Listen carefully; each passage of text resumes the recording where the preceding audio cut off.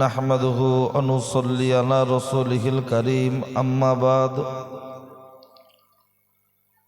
फ़क़द क़ाल अल्लाहु तआला फ़ी कलामिहिल मजीद व फ़िल फ़ुरक़ानिहिल हमीद इन्नल्लाहा व मलाइकतहु युसल्लूना अलन नबी या अय्युहल्लज़ीना आमनू सल्लु अलैहि वसल्लिमु तस्लीमा दुरूद अल्लाहुम्मा सल्लि अला साउंड खूब सुंदर আছে হাত দেওয়ার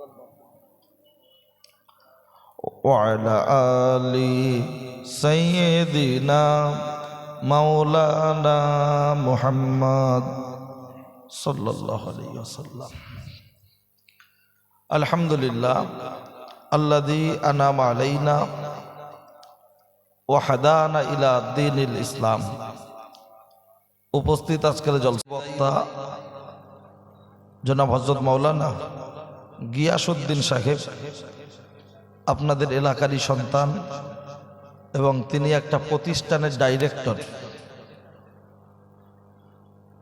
ফুরফুরা দরবার শরীফ থেকে আগত ভাইজান হুজুর কেবলা আমার সামনে উপস্থিত এই গ্রামের নামাজি পরেজগার আল্লাহওয়ালা মুরব্বী বাবাজিরা, সমবয়সী নওজোয়ান তরুণ বন্ধুরা, স্নেহের ছোট্ট ছোট্ট মাসুম বাচ্চারা, পর্দার অন্তর আড়ালে ওয়াজ শোনার নিয়ত করে বসে গল্প করা মা ও বোনেরা, সকলকে জানাই আন্তরিক শ্রদ্ধা, অভিনন্দন, ভক্তি, ভালোবাসা, মোবারকবাদ।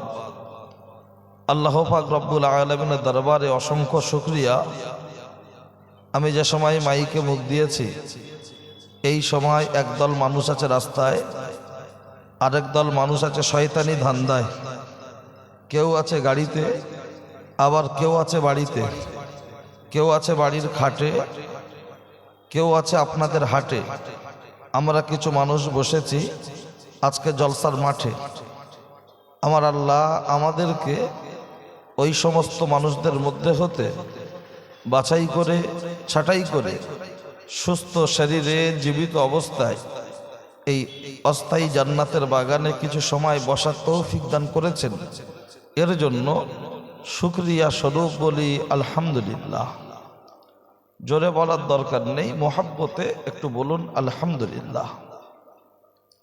তারপরে পরেই যে ব্যক্তিকে লক্ষ্য করে সৃষ্টি জগতের শুভ সূচনা, ওই ব্যক্তিটাকে বলা যেতে পারে সৃষ্টি জগতের সভাপতি, মক্কার জ্যোতি, মা মিনার বাতি, মরুদুলাল নবী মুহাম্মদ রাসূলুল্লাহর প্রতি অসংখ্য দরুদ ও সালাম বর্ষিত হোক।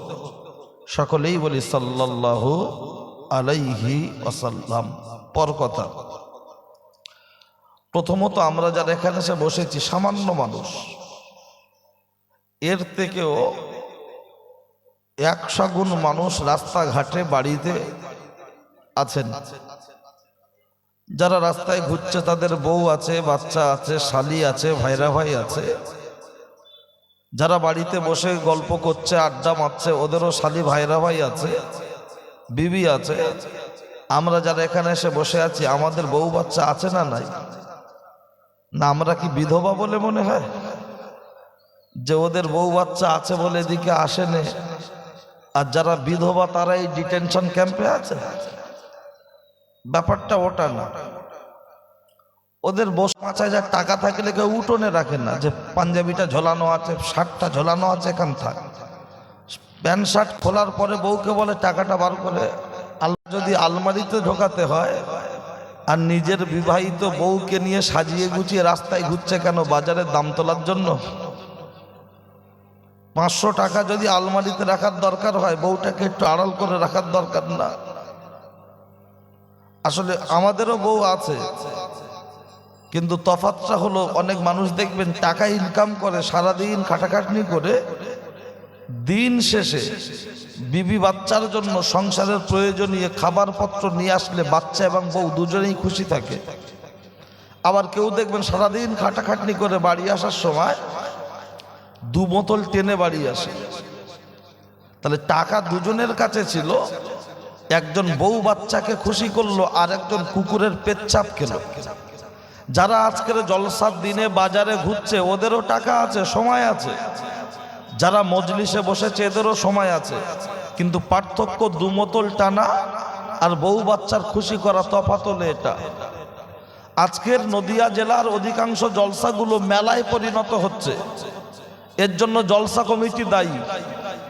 আমি জানি আমাকে আর দ্বিতীয়বার দাওয়াত করবে না, করার দরকারও নেই, কারণ তোমরা ফাংশন দেবে যে হুজুররা এসে এসব দেখে তোমাদের ভালো বলবে, গায়ে মাথায় হাত বুলাবে, তাদের নিয়ে আসবে। আমার মতো হুজুরের দরকার নেই, কারণ আজকের মরহুম মাওলানা আমজাদ হোসেন সাহেব ইন্তেকাল করেছেন 2004-এ মাঘ মাসের জাড়ে, বুধবার ভোরে নগরুখড়ার মোড়ে ভোর 4:30-এর পরে।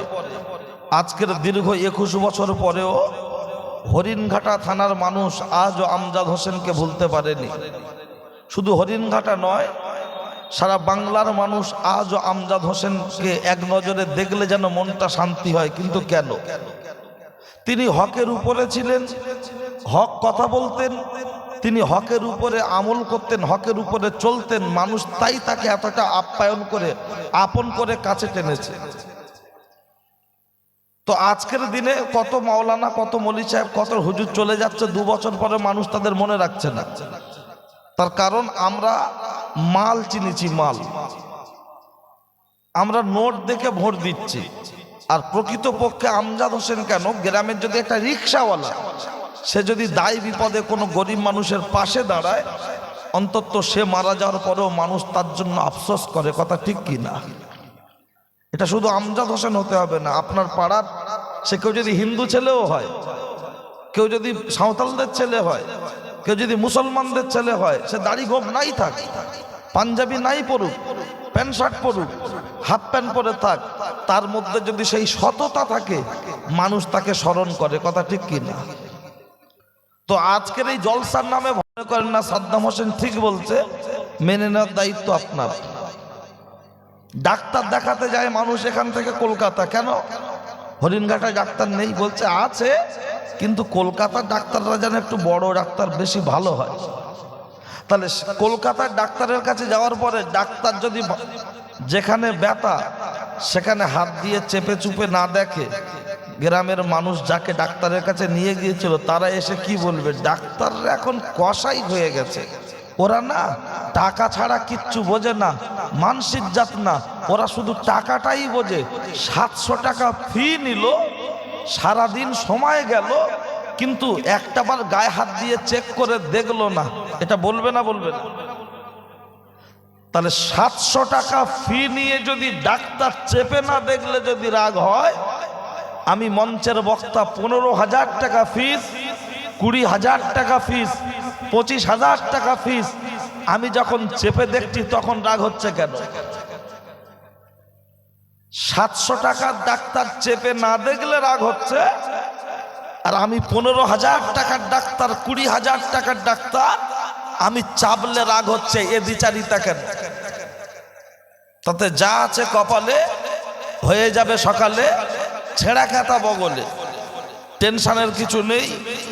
মেয়ের একটু লাফালাফি করছে, লাফালাফি করে নি, তারপরে দিচ্ছি। আই মোর ছলো না, ইউ মোর ভুলো না, হ্যাপি হব দুজনা, এটাই মোর কামনা। আগে আই বুড়ো মেয়েরা লোকের হাত ধরে পালাতে, এখন ভাবি আর বৌদি পালাচ্ছে। আই বুড়ো মেয়েদের বাজারে ধস নেমেছে, এখন ভাবিদেরই বাজার। আর বললে বলে সমাজ, যুগ খারাপ হয়ে গেছে। কে বলেছে যুগ খারাপ? আসছি, আগে একটু মোটামুটি একটু সাজিয়ে নি, তারপরে দেখছি। চলুন, আমার কথা একটু টেরা বেঁকা হয়, তাতে ভালো নাও লাগতে পারে। আমি আগে বলে দিচ্ছি, মাংস, গরুর গোশ ভালো, সবার জন্য ভালো না। অনেকের গরুর গোশের গন্ধ লাগে না, লাগে না। রসগোল্লা ভালো, সুগার রোগীর জন্য ওটা ভালো না খারাপ? তো আমার কথা কারার জন্য রসগোল্লা মনে হবে, কারার জন্য গরুর মাংস মনে হবে। উচ্চে ভালো, খেলে রক্ত ফিল্টার হবে, তা বলে সবাই খেতে পারে, সমস্যা নেই। এবার মেন জায়গায় ফিরে আসুন। প্রথমত হলো, আজকের এখানে বসবেন কেন? এক কথা বলবেন, বসলে সওয়াব হয়। আরে অ্যাকাউন্টে টাকা ঢুকলো কিংবা কাটলো, এটা বুঝতে গেলে ব্যাংকে গিয়ে বইটা আপডেট করতে হয়। আপনার আমার অ্যাকাউন্টে সওয়াব ঢুকছে কি মাইনাস হচ্ছে এটা বুঝতে গেলে বইটা আপডেট করবেন। সেই ব্যাংকের ঠিকানা কোথায়? বাঁশবাগান, 3 ফুট জায়গা, বিনা খুঁটিতে ডাইরেক্ট ছাদ ঢালাই, যার নাম হলো কবর। সেখানে গেলে আছে অনেক খবর। সকাল হলেই আমাদের ভাইয়েরা হাতে নিচ্ছে পেপার, ধরে বলছে বিশাল বড় বড় ব্যাপার, পড়ছে কাগজ, গরম হচ্ছে মগজ, গাড়ি চালাচ্ছে হিরো হোন্ডা, নিজেকে মনে করছে বিরাট বড় গুন্ডা, সামনে নিচ্ছে ঝান্ডা, পিছনে আছে ডান্ডা, দাবি করছে আল্লাহর বান্দা। কিন্তু জিজ্ঞাসা করুন কবরের কাগজের পৃষ্ঠা কটা, খবরের কাগজের পৃষ্ঠা কটা? ও বলতে পারবে না, ও শাশুড়িও বলতে পারবে না। কিন্তু ভাব দেখলে মাথা খারাপ, দেখলে মনে হবে আব্দুল কাদের জিলানীর চাস্তো ভাই। ও জলসা এসে ঘুরছে না ফাংশন এসছে ঠিক বোঝা যায়। এখানে নয়, যারা বাড়িতে বসে আছে খাচ্ছে গিলছে। আমাদের যুবক ভাইয়েরা তো এদিক ওদিক ঘুরছিল, অন্তত তাও জলসার দিকে একবার দেখছে ওয়াজ হচ্ছে না বন্ধ আছে। আর কিছু মাল এসে একদম খাটে বসে এসা গেলা গিলছে, মনে হয় যেন 3.5 বছর ক্ষুধার্ত ছিল। এরকম কিছু কুটুম আছে না নাই? তা আমি ও পর্যন্ত পরে সিরিয়ালে দিচ্ছি। তাহলে আমি আপনাকে ব্যাংকের ঠিকানা দিলাম। এখন ব্যাংকের বইটার নাম কোনটা? ব্যাংকের বই সবার কাছে আছে, ইমাম সাহেব, মুয়াজ্জিন, হুজুর, কমিটি সবার কাছে আছে। সে ব্যাংকের বইটার নাম আমলনামা, সবার কাছে আছে না নাই? কবরে গেলেই গুপগাপ শুরু, বাঁশতলায় গেলে। কিন্তু ওটা তো সেই হালকাতায়, অর্থাৎ কবরে যাবার পরে। দুনিয়ায় যদি আমি আপনাকে বোঝাতে পারি হ্যান্ড টু হ্যান্ড ক্যাশ, তাহলে দিনের মজলিসে বসলে চট করে হবে না কোনো গ্যাস। যদি বলেন কেমন? আজ থেকে 20-25 বছর আগে যখন মানুষের অত্যন্ত অভাব ছিল, মানুষ চালের পরিবর্তে ভাঙা ভাঙা খুদ খেত। এই খুদের চালেতে ব্যাপক পরিমাণ কাঁকড় থাকতো।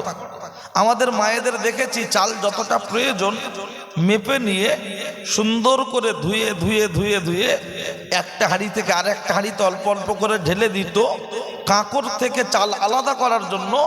পরিশেষে দেখা যেত এই ফাঁকা হওয়া হাঁড়ির তলায় থেকে যেত কাঁকড়। কথা ঠিক না ভুল? আমার বয়স এই 34 বছর, আমি অভিজ্ঞতার সাথে বলছি। তো কাঁকড়ের কেজি 30 পয়সা, চালের কেজি 2 টাকা 70 পয়সা।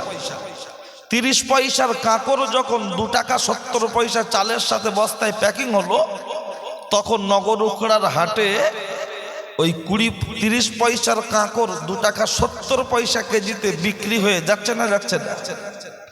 এই মজলিসে যত মানুষ এসেছেন সবাই কি নামাজি? সবাই কি বেনামাজি? যারা নামাজি মানুষ তারা হলো চাল, যারা বেনামাজি তারা হলো কাঁকড়। পয়সা কেজিতে বিক্রি হতে পারে। নামাজি বাপচাচাদের সাথে বেনামাজিরা বসে সুবহানাল্লাহ আলহামদুলিল্লাহ দরুদ শরীফ পড়লে, দুপটা চোখের পানি ঝরালে, নামাজিদের বদৌলাতে আমার আল্লাহ বেনামাজিকেও ক্ষমা করে দয়ার জান্নাত দিতে পারে। একটু বলবেন সুবহানাল্লাহ। এই ব্যাপার কি বোঝাতে পেরেছি? 3 নম্বর, এই জলসা উপলক্ষে কেউ দিচ্ছে চাঁদা, আবার কিছু শুকনো মুসলমান দিচ্ছে বাধা দিয়ে বলছে জলসা টলসা করতে হবে না দাদা। কেন? ওরে কি হবে, মানুষ কোনো পরিবর্তন নেই, না দেওয়া ভালো, বন্ধ কর দে, এরকম কথা কানে আসে না? আসে না? চাঁদা দেয় 200 টাকা, দেয় 2000 টাকা। আর আজকের দিনে ওই বাড়িতে খবর নেন, একটা বাড়িতে হাঁড়ি উঠেছে, বিরিয়ানি হচ্ছে বড় ডেগে। কেন? কুটুম এসে দারুণ ভাবে একটু হলার টেনে ভরবে। কিন্তু এদিকে চাঁদা দেওয়ার সময় পাড়ার যে ছেলেগুলো গ্রামে গ্রামে ঘুরে চাঁদা তুলেছে, ওদেরকে এমন এমন কথা শুনিয়েছে মনে হয় ফুল টক টাইম 333, একদম 5G গতিতে। আর চাঁদা দেওয়ার সময় তখন কম বলে, পরিবর্তন নেই। আর ওখানে দিয়ে হবে এটা কি? তা দেওয়ার দরকার আছে কি না, হবে কি না বোঝানোর জন্য একটি কোরআনের আয়াত, একটি হাদিসের অনুকূলে বাস্তবটাকে আগে একটু বুঝে নেন, তারপরে অন্য বক্তব্য শুনবেন। অনেক মাওলানা সাহেবের কাছ থেকে, হুজুরদের কাছ থেকে অনেক শুনেছেন, আমার কাছ থেকে একটু আলাদা গল্পের চলে শুনবেন। যদি বলেন কেমন? বর্তমান সমাজ ব্যবস্থায় চলছে চাই না, সে কিন্তু আমাদের চায় না, আমরা তাকে ছাড়ি না, পকেটে ছাড়া রাখি না, তাকে ছাড়া বাঁচি না। বলুন, 7টা বাচ্চা মানুষ করলে এই মুরব্বীরা সুদ খাওয়ার দরকার হলো না, আর এখন 2টো বাচ্চা নিয়ে যখন সুদ খেতে হচ্ছে, তাহলে ঈমান নামক পাঁচিল আছে না গেছে? কুকুরের বাচ্চা হয় 4টে, শুকরের বাচ্চা হয় 8টা, হাঁস মুরগির হয় 30টা, শিয়ালের হচ্ছে 4টে।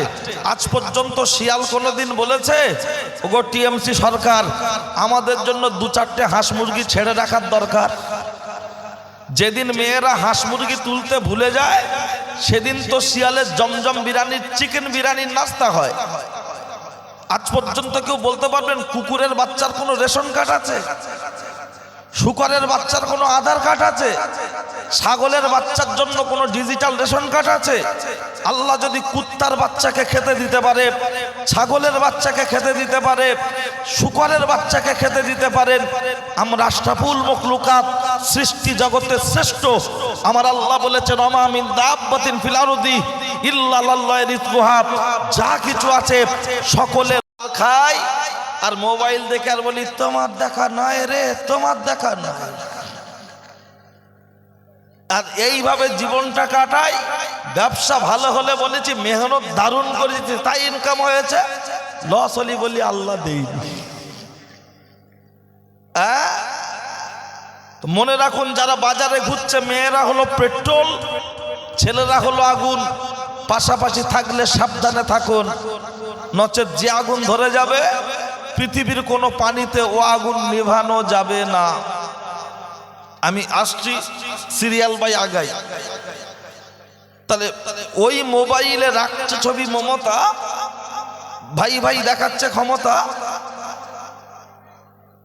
একটু আস্তে ভাই, একটু আস্তে। ওই মোবাইলে রাখছে ছবি দেব। আমাদের বাড়ির ছেলে মেয়েরা পার্কে এখন ঘন ঘন দিচ্ছে খেপ, ওই মোবাইলে রাখছে ছবি আজহার। আল্লাহ রাসূল আমাদের উপর হচ্ছে অনেক বেজার, অখুশি। মাঝে মধ্যে এই মোবাইলটা নিয়ে কম্পিউটারে গিয়ে বলছে একটু সফটওয়্যার মেরে দাও, তো বলছে কেনরা? বলছে সে সিনেমার নায়ক পা তুলে লো, পা লাভেন আল্লাহর কিরেছে হ্যাং করে দেড় গেছে, ইয়ার ভালো চলে। সফটওয়্যার আপডেট করে বাড়ি আনলে বলছে লালটু খাবি কি দেখবি আর লুচির মতো ফুলবি, ঝাঁঝে মরবি, শুধু ক্যামেরা দেখ। এ বলছে ছবি দেখ, ও বলছে ভিডিও দেখ।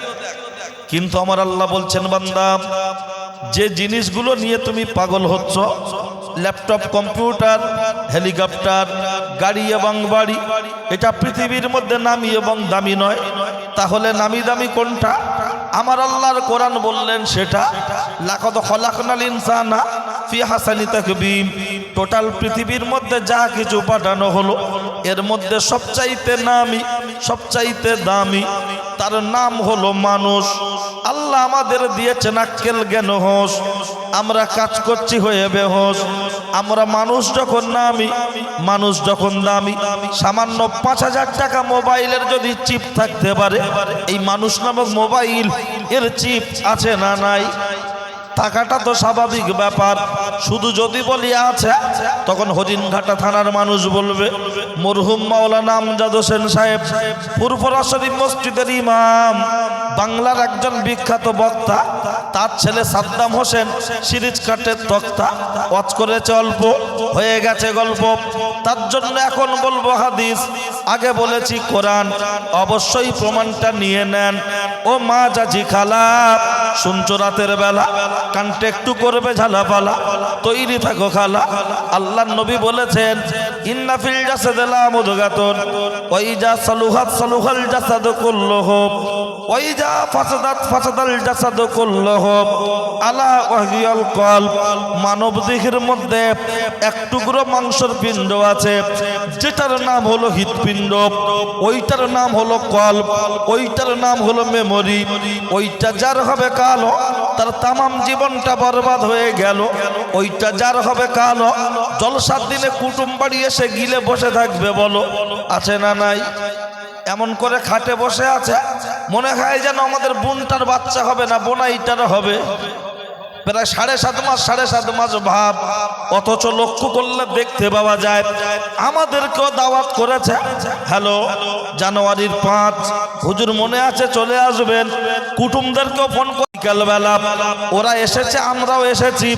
ওদেরকে খাইয়ে খাট দখল করতে দিয়েছে, আমাদেরকে খাইয়ে স্টেজে তুলে দিয়েছে। এ কি দ্বিচারিতা? ওরা তোমার বোনাই হয়, ওরা তোমার জামাই হয়, কিন্তু ওদেরকে তো খাওয়ার কথা বলে দাওয়াত করুনি। তাদেরকে বলেছ জলসা, চলে আয়। আমাদের বলেছেন জলসা, আমরা এসেছি, তারা এসেছে। তাদেরকে খাইয়ে শুইয়ে দিয়েছেন কেন? ও কি কলেরা হয়েছে? না শরীরটা বিরাট খারাপ? শরীর যদি খারাপ হয় হসপিটাল তো পাঠানোর দরকার ছিল, বাড়িতে কেন রেখেছেন?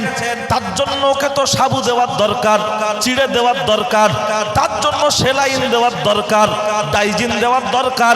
কিসের জন্য বাড়িতে শুইয়ে রেখেছেন? খেলা করার জন্য। আর ওদিকে মেলা দিয়েছেন যে আমার বাড়ি গিলে পাশের বাড়ির বউটা ধরে একটু হাতটা ধরে টানাটানি কর, আমার বাড়ি খেয়ে পাশের বাড়ির ভাবির একটু ফুচকা খাইয়ে দিয়ে যা।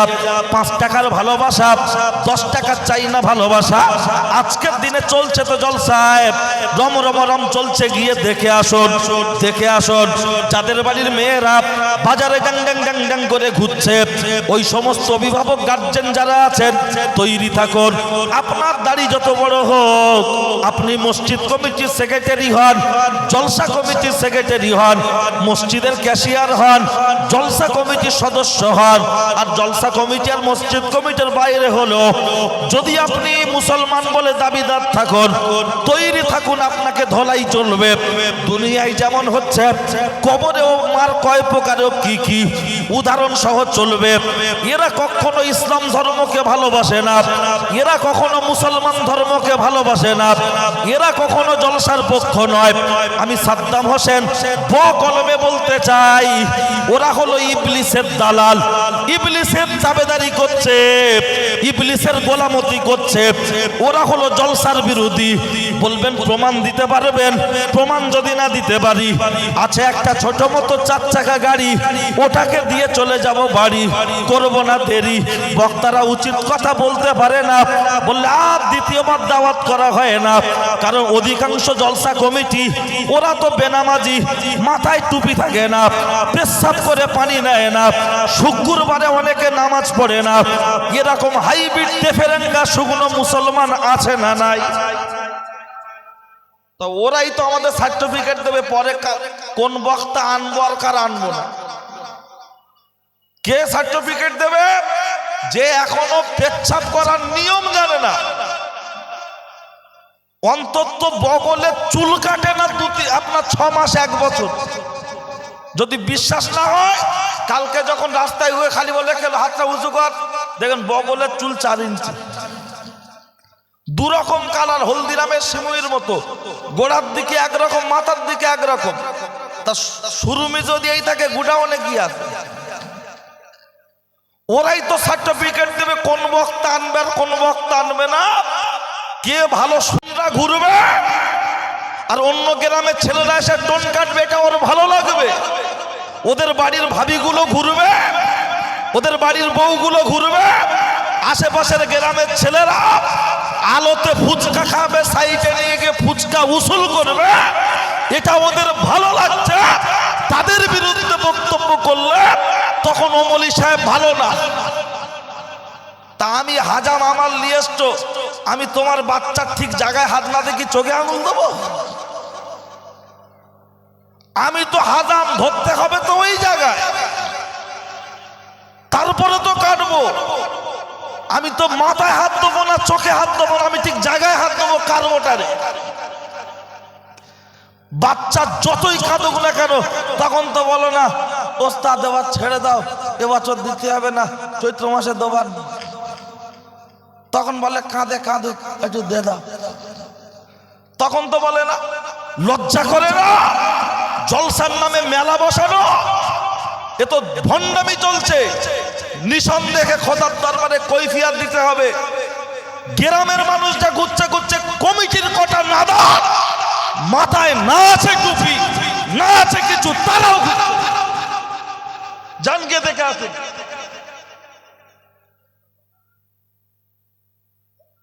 যদি হিম্মত থাকে পিছনে ফুচুর ফুচুর না করে ডাইরেক্ট বলুন যে আপনি এটা ভুল বলছেন। এ কথা বলার দরকার নেই, শরিয়ত কাকে বলে বুঝিয়ে দেবো। 2 ঘন্টার জন্য এসে আখিরাত নষ্ট করব না। আমজাদ হোসেন মারা গেছে, মানুষ নাম করছে এই জন্য তিনি হকের উপরে ছিলেন। সাদ্দাম মারা যাবে, এখন একদল লোক গালি দেবে, 6 মাস 1 বছর 2 বছর পরে মনে করবে হারে ওই কথা বলার মতো আর বক্তা নেই। কত জায়গা তো টাকা দেয়ই না, তা কি আছে? তোমরা ঘুরবে, বডি দেখাবে, দোষ নেই, আমরা বললে অপরাধ। আর বলার কারণটা একটু শুনে রাখুন, এই আমাকে দাওয়াত করেছে কেন? আমি ভালো বক্তা বলে, আমি নিজে বলছি না, এদের কাছে ভালো লেগেছে বলে দাওয়াত করেছে। তো আমজাদ হোসেন ভালো বক্তা ছিল বলে মানুষের ভালো লেগেছে। ছোট্ট একটা কথা বলি, বক্তব্য যখন চলছিল মনে আছে, ওখানে ধরবো। আব্দুল্লাহ ইবনে সালাম বলে একজন ইহুদি ছিল, খুব ভালো করে শুনুন। বলছে আমি এই মুহাম্মদকে 3টে প্রশ্ন করব, মুহাম্মদ যদি উত্তর দিতে পারে তাহলে মুহাম্মদকে নবী বলে মানব। তার কারণ মুহাম্মদ যখন স্কুলে পড়েনি, মাদ্রাসায় পড়েনি, তার যখন শিক্ষক নেই, তাহলে সে তো উত্তর দিতে পারবে না। আর যদি উত্তর দিতে পারে ভাববো তাহলে শিখিয়েছেন আল্লাহ।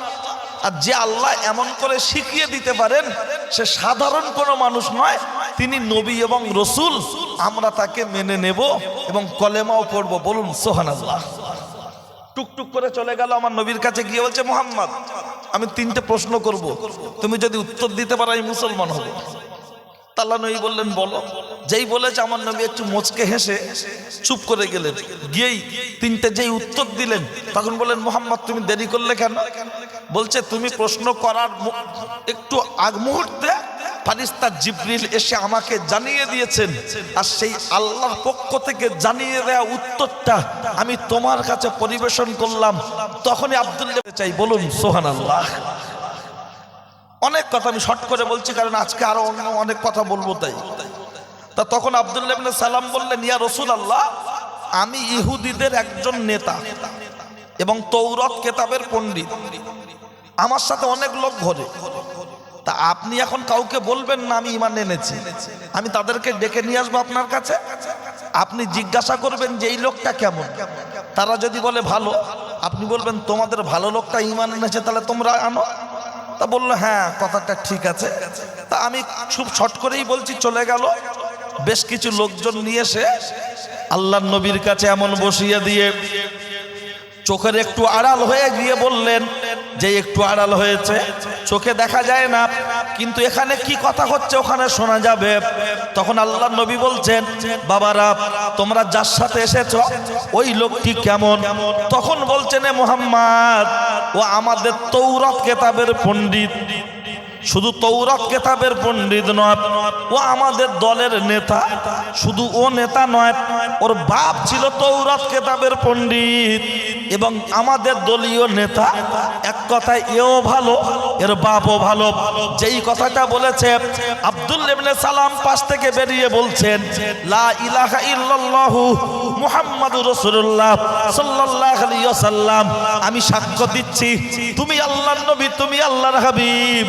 এক আল্লাহ ছাড়া আর কেউ উপাসনার যোগ্য নয়, আমার আল্লাহর কোনো শরীক নাই। সাথে সাথে ইহুদিরা বলতে লাগলো এ মুহাম্মদ এও খারাপের বাপও খারাপ। আমজাদ হোসেন খুব বিখ্যাত বক্তা। মাঘ মাসের জাড়ে বুধবার ভোরে নগরুখড়ার মোড়ে গাড়ি অ্যাক্সিডেন্ট ইন্তেকাল করেছে। তার ক্যাসেটে এখনো শোনা যাচ্ছে, কিন্তু তাকে আর দেখতে পাওয়া যাচ্ছে না। কিন্তু তার ছেলেটাও দেখছি খুব ভালো বক্তব্য করছে, দাওয়াত কর, খুব ভালো বক্তা। আর ভালো বক্তা বলে যখন এনেছে, আর যখন বুকের উপরে বসে চোখে ঠোকা মারা হচ্ছে, তখন বলছে এও খারাপের বাপও খারাপ, ওর বাপও খায় হয়েছে, এও খায় হবে। মানে এটা তো সেই ইহুদিদের চরিত্র কি চরিত্র নয়? ইহুদিরা তো সামনে বসে বললে মুহাম্মদ এও ভালো, এর বাপও ভালো, এ আমাদের দলের নেতা। শুধু দলের নেতা নয়, এর বাপও ছিল আমাদের দলের নেতা। কমিটি তো এমনিই বলে আমজাদ হোসেন ফুরফুরা শরীফ মসজিদের ইমাম, আমাদের সিলসিলার একজন ভালো বক্তা, তার ছেলেও ভালো বক্তা। কিন্তু যখন আমাকে ডাক্তার হিসাবে আনার পরে যখন ব্যথায় হাত দিচ্ছি তখন বলবে এও খারাপের বাপও খারাপ। তাহলে এ নীতি ইমানদারের না ইহুদিদের? পিছনে কি আপনার গুজব ছড়াবেন ছড়ান, কি আলোচনা করবেন করুন, তাতে আমার কিচ্ছু আসে না যায় না। এই যে রাতের বেলা এখন বাড়ি যাব, জানি না বাড়ি পৌঁছাতে পারবো কি না, এটাই হয়তো আমার জীবনের শেষ জলসা হতে পারে, কিছু বলার নাই। লক্ষ্য করলে চলবে গরম, তাতে যা আছে কপালে হয়ে যাবে সকালে, ছেঁড়া কাটা বগলে, টেনশনের কিছু নাই। কোন কথা বলতে বলতে চলে এসেছিলাম, ওইটা যার হবে কালো, জলসার দিনে কুটুম বাড়ি এসে শুয়ে থাকবে, বলো মনে আছে? ওইটা যার হবে কালো, জলসার দিনে মেলায় মেলায় আড্ডা দেবে, বলো। ওইটা যার হবে সাদা, বাড়িতে বসে থাকলে বিবেক দেবে বাধা। ওইটা যার হবে সাদা, রাস্তায় রাস্তায় ঘুরলে বিবেক দেবে বাধা। ওইটা যার হবে ভরসা, দিনের মজলিসে বসলে পাবে অনেক ভরসা। ভরসা পেতে পেতে এমন একটা জায়গা তৈরি হবে আমার আল্লাহর তরফ থেকে, ওই বান্দার কপালে লিখে দেয়া হবে দিস ইজ আ সুপারম্যান। তুমি হলে আল্লাহর মাহবুব বান্দা, তুমি হলে আল্লাহর ওলি বান্দা। এখন বক্তব্য হলো, যারা বলে জলসা দেওয়ার দরকার নাই, দিয়ে কি হবে? ওদের জিজ্ঞাসা করতে চাই, ওরে বাপের বেটা, কপাল ফাটা, মাথা মোটা, হতভাগা, জামা ময়লা হলে যদি লন্ডি দিয়ে পরিষ্কার করতে হয়, গাড়ি খারাপ হলে যদি গ্যারেজে দিতে হয়, সর্দি কাশি ডায়রিয়া কলেরা হলে হসপিটাল ডাক্তারখানায় যদি ট্রিটমেন্ট করতে হয়, এই হৃৎপিণ্ড নামক কল, এই যে রোগগুলো আছে, এই ট্রিটমেন্ট করার জন্য পৃথিবীর কোন হসপিটালে যাবেন? শাশুড়ির আঁচলের তলায় বসলে হবে না, চায়ের দোকানে বসে টেক্কার উপরে তুরুম মারলে হবে না, সাহেবের উপরে গোলাম মারলে হবে না। তাহলে ট্রিটমেন্ট করার জন্য পৃথিবীর কোন হসপিটালে যাবেন? এর বা কি রোগগুলো থাকতে পারে? বলবেন ওরে সাদ্দাম হোসেন, এর আবার কি রোগ থাকতে পারে? নিশ্চয়ই এর অনেকগুলো রোগ রয়েছে। বলবেন কি রোগ? চলুন দুটো চারটে রোগ একটু ধরিয়ে দিই। তার মধ্যে একটি রোগ হলো যেটা আমার আল্লাহর কোরআন বললেন, সেটা আমার আল্লাহর কোরআন জানিয়ে দিয়েছেন, লা তুশরিকু বিহি শাইআ ওয়া বিল ওয়ালিদাইনি ইহসানা। আল্লাহর কোরআনের যে আয়াতটা প্রথম পড়েছি, এতে বিষয়বস্তু হলো দুইটি। তার মধ্যে একটি হলো তোমরা আল্লাহর সাথে কাউকে শরীক করো না, আর অপরটি হলো বাপ আর মায়ের সাথে খারাপ আচরণ করো না। কিন্তু আজকে লক্ষ্য করলে দেখতে পাওয়া যায়, মুসলমানদের বাড়ির কিছু ছেলেরা বিভিন্ন পীরের মাজারে গিয়ে মান্নত করছে, হাজত করছে, জ্যান্ত অবস্থায় হুজুরের পায়ে সেজদা দিচ্ছে, হুজুর মারা যাওয়ার পর হুজুরের কবরে সেজদা দিচ্ছে। এরকম কিছু হারামখোর মুসলমান আছে না নাই? আল্লাহ ছাড়া কাউকে সেজদা চলবে না, চলবে না। দয়ার নবী বসে রয়েছে, একটি উট এসে সেজদায় পড়ে গেল। সাহাবারা বললেন, ইয়া রাসূলুল্লাহ, আমাদেরকে আপনি অনুমতি দিন, আমরা আপনাকে সেজদা দিতে চাই। দয়ার নবী বললেন, ও সাহাবারা, শুনে রেখে দাও, জেনে রেখে দাও, আল্লাহ ছাড়া অন্য কাউকে সেজদা দেওয়ার হুকুম নাই। যদি আল্লাহ ছাড়া অন্য কাউকে সেজদা দেওয়ার হুকুম দেয়া হতো, তাহলে মহিলাদের বলা হতো তোমরা তোমাদের স্বামীদেরকে সেজদা দাও। নবীর এই হাদিস পাক থেকে কি বোঝা যায়? একজন স্বামী হিসাবে স্ত্রীর কাছে পাওয়ারফুল ম্যান, পাওয়ারফুল ম্যান, অর্থাৎ স্বামী হিসাবে স্ত্রীর কাছে হিরো, হিরো। কিন্তু আজকের দিনে যাদের বয়স 40-এর মধ্যে, আমরা হয়ে গেছি স্ত্রীর কাছে পুরো জিরো, জিরো। যদি বলেন সেটা কি করে হয়, বলবেন তাহলে হিরো নেই। আচ্ছা, এই মুরব্বি বাপ চাচা যাদের মাথার চুল পেকে গেছে, দাড়ি পেকে গেছে, এক কথা সেলফ ডাউন, ক্যামেরার ছবি ঘোলা, কোমরে আপনার সমস্যা, উঠতে গেলে লাঠি, বসতে গেলে মাটি, জীবনটা করতে হবে খাট। তো স্ত্রীর কাছে হিরো হয়ে আছে, বয়স হয়ে গেছে, মুখগুলো শুকিয়ে গেছে, কিন্তু এখনো স্বামী আর স্ত্রীর ভালোবাসা হয়ে আছে আল্লাহ পাওয়ার আশা। আর আমাদের বয়স যাদের 27, গায়ে লেগেছে যৌবনের বাতাস, বয়স যাদের 28, গায়ে লেগেছে টুনির মার বাতাস। আমরা আমাদের স্ত্রীদের কাছে পাওয়ারলেস, মানে ট্রান্সমিটার আছে ফিউজ কাটা। অথচ রূপ যৌবন এখনো ভাটা পড়েনি, ট্রান্সফরমার নতুন 63, একদম আপনার টকবাগে যুবক, কিন্তু স্ত্রীর কাছে পাওয়ারলেস কেন? নবীর একটি হাদিস বলে রাখি, আল্লাহর নবী বলেছেন তুনকাহুল মারওয়াতু লিআরবাইন লিমালিহা ওয়ালি হাসাবিহা ওয়ালি জামালিহা ওয়ালি দীনিহা ফাসফুর বিজাতিদ দিন তারিবাতে আদাক। দয়ার নবী বলেছেন তোমরা বিবাহ শাদী করার ক্ষেত্রে 4টি জিনিস দেখো। প্রথম নাম্বার হলো বংশ। মুরব্বীরা যখন বিয়ে করেছিলেন রূপ দেখতেন না, গুণ দেখতেন না। প্রথম ঘটক মশাইকে বলা হতো মেয়ে কালো হয় হোক, বংশটা যেন ভালো হয়। আর এখন আমাদের বাবুলু বে করার আগে বলছে বংশ যা হয় হোক, জিনিসটা যেন সেই হয়। সেই মানে বলছে বোঝো না, রচনা ব্যানার্জির মতো ফ্রেম, কোয়েলের মতো হাসি, 5 ফুট 2 ইঞ্চি হাইট, আর চোখটা হবে পটল চারা, গায়ের রং হবে দুধে আলতাপ, বয়স হবে বুড়ি, দেখলে মনে হবে ছুরি। তখন ছেলের বোনাই বলছে ওরকম মেয়ে ভালো হয় না, ছেলের মামা বলছে ভালো হয় না। চকচক করলে যদি পাগল মাল ভালো হতো, আপেলের থেকে কি শাকালুর দাম কম হতো? শাকালু 30 টাকা কেজি, কেনার লোক পাওয়া যায় না। আর আপেল 150 টাকা কেজি, টাইম মতো না গেলে বাজারে ভালো মাল পাওয়া যায় না। অথচ আপেলের কালাল হলো মরা, কালাল হলো চাপা চাপা, আর শাকালু চকচক করছে, কিন্তু তার দিকে কেউ যায় না। লক্ষ্য করলে দেখতে পাওয়া যায় ও ছেলেরা, ও নওজোয়ান যুবকেরা, ওনারা বংশ দেখে বিয়ে করেছেন, তাই বুড়োর বয়স হয়ে গেছে দাদু, এখনো বুড়ি মেজাজ দিলে ঠক ঠক করে কাঁপে আর বলে চুপ করো আল্লাহ, তুমি চুপ করো আল্লাহ, তুমি চুপ করো, ঠান্ডা হও। আর আমরা কিছু বললে বলে গায়ে একবার হাত দিয়ে দেখো, বলে না বলে না, খালি বলছে মেরে দেখো। আচ্ছা যত বলে মেরে দেখো, মার কম খায় না বেশি? মার খেয়ে শুয়ে পড়ে উঠে বলছে ওর গায়ে হাত দাও। কিন্তু আমরা তো জানি পাকা 2-এ চলুক আর 5-এ চলুক, বিল একই আসবে, দে চালা। লাস্টে মার কে বলছে আল্লাহ বিচার করবে, ওলা উঠলো তোর হাতে বাজ পড়বে। তাই এই কথাটা যদি 5 মিনিট আগে বলতো, ও কি আর মার খেতে বলে মনে হয়? যে তুমি আমার দোষ দিচ্ছ, তো যাও, তুমি বিশ্বাস যখন করো না আল্লাহ বলে একজন আছে বিচার করবে, তুমি কাছ থেকে এসো, শান্ত হও, হাত মুখে পানি দাও, খাও, পরে কথা হবে। আর ঝগড়া বাড়বে। কিন্তু যা মনে হচ্ছে বিগ 927 FM বুলাদি, মুখ হচ্ছে কারিগরদের টাকা দেবের মাথা কাজ করে না, ও ঘাজর ঘাজর ঘাজর ঘাজর ঘাজর ঘাজর করেই যাচ্ছে। বেটা ছেলের, পুরুষ মানুষের মাইন্ড যদি ফ্রেশ থাকে, বউ যদি 2-4টে ঘরে দরজা বন্ধ করে মারে, তারপরে চুপ করে থাকবে, ঠিক কি না? আর মাথা গরম যখন ওর নারী যায়, বোঝে কম, বুদ্ধি কম, ও গরম ও গরম, দুজনে চলছে। তাই আজকের দিনে দাঁড়িয়ে বংশ দেখার অবশ্যই প্রয়োজন। সংসার আমার, সব আমি আনবো, ওই এমন ভাব দেখাচ্ছে মনে হয় যেন সব বাপের বাড়ি থেকে দিচ্ছে, কথা ঠিক কি না? তেল নেই এনে দেবো, চাল শেষ হয়ে গেছে এনে দেবো, সংসার লাগবে এনে দেবো, ভালো করে হ্যালো তেল আনো নেই, মনে হয় যেন কোন গেলে মানে। তা পুরুষ মানুষ ব্যবসা বাণিজ্য, বন্ধু বান্ধব সবাইকে নিয়ে চলতে হয়, কি হয়?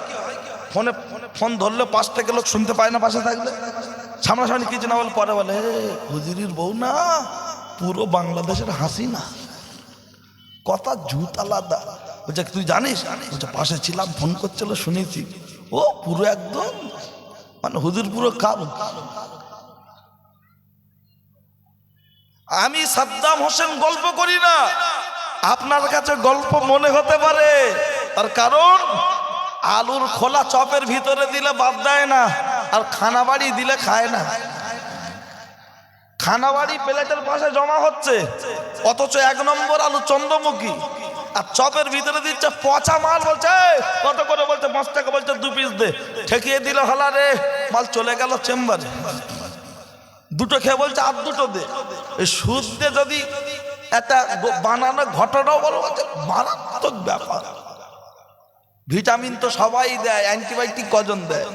ওই জন্য আমি একটি অ্যান্টিবায়োটিকের চাপ রেখেছি, পেশাব হলুদ হবে, চোখ মুখ টান হবে, ঠিক আছে, শরীর গরম হবে ডাব খাবে, সমস্যা কি আছে? চলুন, কি বলেছিলাম? দুটো কথা, একটি আয়াত থেকে বিষয়বস্তু দুটো। একটা, আল্লাহর সাথে তোমরা শরীক করো না, বাপ মার সাথে খারাপ ব্যবহার করো না। বিষয় ভুললে হবে না, মনে রাখুন। ও ছেলেরা, নওজোয়ান যুবকেরা, কি আলোচনা অসুবিধা লাগছে নাকি? ঠিক আছেন তো? ও ছেলেরা, ও নওজোয়ান যুবকেরা, ও আমার মুরব্বিয়ান বাপ, এই যে লাস্টের যে কথাটা বললাম, নবী বলেছেন বংশ দেখতে। এ জায়গায় প্রসঙ্গ ছোট্ট একটা কথা বলে রাখি। আগেকার মায়েদের পেট থেকে আল্লাহর ওলির জন্ম হয়েছে, আর এখনকার মায়ের পেট থেকে আর কি ওলি হচ্ছে? যা হচ্ছে সব দীপজল, কাঞ্চন মল্লিক আর শফিক। কদিন আগে গন্ডগোল, মোবাইলে বলছে শফিকের কার্টুন, একটুকুনি বাচ্চা। কেন? এই যে মুরব্বীরা বসে আছে, ওনাদের মা আমাদের দাদিমা, ওনাদের স্ত্রী আমাদের মা, তানারা বাড়িতে লম্পট কেরোসিন কেনার পয়সা ছিল না, অভাব ছিল, কিন্তু তারপরও কোরআন শরীফ নামাজ, ইমার্জেন্সি চলছে, লাইট হাতে আছে, মোবাইল। আগেকার দাদিরা ঘড়ি দেখতে জানতো না, লেখাপড়া জানতো না, কিন্তু তারপরও টাইম মতো নামাজ পড়তো। লঙ্কা হলুদ সব বাটা, 7টা বাচ্চা মাঠ থেকে তিলপাট বয়ে আনতো, তারপরও নামাজ কাজা হতো না। আর এখন বাড়িতে শুয়ে শুয়ে হাতে মোবাইল, তারপরেও 5 ওয়াক্ত নামাজ পড়ার সময় হয় না, বলে সময় পাই না। বাচ্চা দুটো, তা আবার পেশা পায়খানা পরিষ্কার করতে হয় না, পরিয়ে দিচ্ছে কি হাফ প্যান্ট, প্যাম্পার পরে। আর আমরা চটের বস্তায় শুয়ে মানুষ হয়েছি ছোটবেলায়, ঠিক কি না? কম্বল ব্ল্যাঙ্কেট কেনার আমার বাপ চাচাদের পয়সা ছিল না, তারপরেও মায়েদের পোশাক আশাক কম ছিল, নামাজ তুলনামূলক কাজা হতো না। আর এখন সবকিছু থেকেও নামাজ পড়ে না। এটা কি মনের শয়তানি নয়? আগেকার মুরব্বীরা যারা বসে আছে, রাস মেজাজ করলে বুড়ি কাঁপবে না, আর এখন মেজাজ করলে তোমার ভয় আমার পেচ্ছা হয়ে যাবে, মাথা নিচু করো, ছেড়ে দেবে, ছেড়ে দাও না। মনে ছেড়ে দেওয়ার কি করব, আছে তো একটা খুচরো, 9 মাস বয়স, তা ও নেয় যাবে, বাচ্চাটার কি হবে? চুপ করো। ওই জন্য তো ভালো বংশ দেখাতে। আগেকার মায়ের পেট থেকে বড় পীর আব্দুল কাদের জিলানীর জন্ম, দাদা হুজুরের জন্ম, আর এখনকার মায়ের পেট থেকে যা হচ্ছে, আগেই বললাম দীপজল। কেন? আপনারা আমার আব্বাজানের ক্যাসেট শুনেছেন, ইউসুফ জুলাইখা, এই হাজেরার 17 বছর বয়সে মিশরের বাদশা নজর দিয়ে দেখছে, সরে চলে গিয়েছে না যায়নি? আব্বাজানের রেকর্ড ক্যাসেট। মাকে বলছে, মা দেখো দেখো ছেলেটা দেখছে। মা একবার দেখেই বলছে চল চল যাই। আর আমাদের বাড়ির বউদের হাতে এরকম একটা যন্ত্র আছে, যন্ত্রটার নাম কি জানেন? Vanity bag. ওতে আবার লিপস্টিক আয়না আছে, খুললেই আয়না। টোটোয় বসে কেন? বউ আমার লিপস্টিক পরবি তুই দেখবো আমি না, ও জলসায় এসে আরো একবার লাগাচ্ছে, ফুচকা খেয়ে মুছে গেছে তাই ডবল দিচ্ছে, কাজা আদায় করছে। আসছি কোরআনে আয়াত দিচ্ছি। আমার বলার উদ্দেশ্য হলো, হাজেরা ঔরসে যে বাচ্চা এসেছিল গর্ভে, সেই বাচ্চাটির নাম হল হযরত নবী ইসমাইল আলাইহিস সালাম। একবার বলবেন সুবহানাল্লাহ। নিজের রূপ যৌবন বাঁচানোর জন্য মাকে কি বলেছিল? মা কাঁদছো কেন? আমি সংক্ষেপ করে বলছি, কারণ আপনারা জানেন, শুধু ধরিয়ে দিতে চাইছি। মা বলছে, বাবা তোর তো আব্বা বেঁচে নাই, ভাই নাই, বোন নাই, তুই একা, আমি একা। ওই যে ছেলেটা মিশরের বাদশা, কোনো সুন্দরী নারীকে দেখলে তার দিকে ঝুঁকে পড়ে, তার রূপ যৌবন নষ্ট করে, তাই আমি কাঁদছি। হাজেরা বলল, মা টেনশন করো না। কি করবি? বলছে জঙ্গলে যাব। হাজেরার মা বললেন, আল্লাহ আমার মেয়ে তোর জঙ্গলে সাপ বিচ্ছু রয়েল বেঙ্গল টাইগার আমার মেয়ের স্পর্শ করতে না পারে। হাজেরার মা বলছে, হাজেরা সাপ তোকে কামড়ে দেবে। বলছেন, মা আমার রূপ যৌবন যা কিছু আছে এগুলো আমার জন্য আমানত, ভোগ করবে তোমার যে হবে জামাই। তাতে যদি জঙ্গলে গিয়ে সাপ আমাকে কামড় দেয়, বাঘ আমাকে কামড় দেয়, যদি খেয়ে ফেলে তাও আমি শান্তি পাবো। আমি বেঁচে থাকা অবস্থায় রূপ যৌবন নষ্ট হতে দেব না। এটা ভোগ করবে কেবলমাত্র আমার যে হবে স্বামী, তোমার হবে জামাই। একবার জোরে বলুন সুবহানাল্লাহ। যখন হাজেরা বেরিয়ে চলে গেল, হাজেরা বেরিয়ে চলে গেল, জঙ্গলের ভিতরে চলে যাচ্ছে। হাজেরার মা ঘরের ভিতরে চুপি চুপি চুপি চুপি জীবন যাপন করছে। রাত একটু ভারী হয়েছে, হঠাৎ কে বা কারা জানো চারিদিক থেকে ঘরটা ঘিরে ফেলে বলছে, হাজেরা হাজেরা হাজেরা আয়, চলে আয়। জাল থেকে মাছ বেরোতে পারে, পুকুর থেকে তো বেরোতে পারে না, এবার কোথায় যাবি, চলে আয়। আম্মাজান হাজেরা বাড়িতে নাই, আওয়াজ কে দেবে? যখন রাত বেড়েছে, ওই হাজেরার মায়ের ঘরের চারিদিকটা ঘিরে ফেলে দরজায় জোরে জোরে আঘাত করছে। হাজেরার মা দরজাটা খুলে দিয়ে বললেন, বাবারা বাবারা বাবারা, তোরা আমার গায়ে স্পর্শ করিস না, তোদের দাবি দাবা কি আছে বল। তখন বলেছিলেন, গো তোর মেয়ে কোথায়? বলল, আমার মেয়ে এই দরজাটা খুলে কোথায় গেল চলে, আমাকে যায়নি বলে। যখন গোটা ঘরটা চিরুনি তল্লাশি করলো, হাজেরাকে পাওয়া গেল না। হাজেরার মায়ের মাথার চুলটা ধরে এত পরিমাণ মারে, গোটা গা থেকে রক্ত। তোর মেয়ে কোথায় বল, তোকে বাঁচতে দেব না। হাজেরার মা চিৎকার করে বলেছিল, ওরে বেঈমানের দলেরা, তোরা যদি আমার জীবনে মেরে মেরে যদি শেষ করে ফেলি, তারপরও মেয়ের পরিচয় দিতে পারবো না। পায়ে দড়ি বেঁধে কুকুর মারা গেলে যেমন টেনে টেনে নিয়ে যায়, ছাগল মারা গেলে যেমন টেনে টেনে নিয়ে যায়, হাজেরার মাকে যখন টেনে টেনে নিয়ে যাওয়া হচ্ছে, গা থেকে চামড়াগুলো রাস্তায় ঘষা খেয়ে খেয়ে উঠে চলে যাচ্ছে। বল তোর মেয়ে কোথায় বল। হাজেরার মা তখনও চিৎকার দিয়ে বলেছিল, জীবন যায় জীবন যাবে, আমি মেয়ের পরিচয় দিতে পারবো না। জেলখানায় বন্দি করে দেয়া হলো। কয়েকটা দিন অতিবাহিত হয়ে গেল। হাজেরা জেল আপনার জঙ্গলের ভিতরে চুরি করে করে জীবন যাপন করতে করতে মায়ের জন্য খুব জানজালা করছে, মনটা খারাপ। আমার আব্বা বেঁচে নাই, আমার কোনো ভাই নাই, আমার কোনো বোন নাই, শুধু আমি আর আমার মা একা। কোথায় গেলে পাবো মাকে দেখা? না জানি মা বাড়িতে একা ছিল, মায়ের কি অবস্থা একটু দেখে আসি। বাড়ির জানালার কাছে গিয়ে বলছে, মা মা মা মা, কোনো সাড়া শব্দ নাই। হাজেরা মনে মনে করছে, রে রাত গভীর হয়েছে, তাই মনে হয় মা ঘুমিয়ে পড়েছে, একটু ভিতরে যাই। যখন ঘরের ভিতরে গিয়ে বিছানাটা সার্চিং করছে, হাজেরার মায়ের গায়ে হাত লাগে না। হাজেরা কান্নায় ভেঙে বলল, আল্লাহ কোথায় গেলে পাবো মাকে দেখা? এত পরিমাণ কাঁদে আর মনে মনে করছে, আল্লাহ আমার তো দুনিয়ায় কেউ বেঁচে নাই, আব্বা নাই, ভাই নাই, বোন নাই, শুধু আমার মা একা। এখন মাকে কোথায় গেলে পাবো দেখা? হাজেরার মনে পড়ে গেল, এই পাড়ার শেষে আমার মায়ের একজন বান্ধবী আছে, একটু তার কাছে যায়। যদি মায়ের সন্ধান খালামার কাছ থেকে পায়, খালামার বাড়ির পাশে গিয়ে আবার দেখছে, খালা খালা খুলে দেবে দরজা জানালা। আমি তো হতভাগিনী হাজেরা। খালামা দরজাটা খুলে দিয়ে বললেন, হাজেরা চুপ চুপ, একদম আওয়াজ করিস না। বলছে, খালামা কেন? বলছে, মিশরের বাচ্চার পোশাক তারা চারিদিকে ঘুরছে, এখনই তোকে যদি পেয়ে যায়, আমার চোখের সামনে থেকে তোকে গ্রেফতার করবে, তোকে অ্যারেস্ট করবে, তোর রূপ যৌবন নষ্ট করবে। হাজেরা কান্না বিজড়িত কণ্ঠে ভয়ে কাঁপতে কাঁপতে বলেছিলেন, খালামা একটু বলো বলো আমার মায়ের সন্ধান কি আছে? খালামা তখন বলেছিলেন, হাজেরা আমি চামড়ার চোখে দেখিনি, আমি লোকের মুখ থেকে শুনেছি।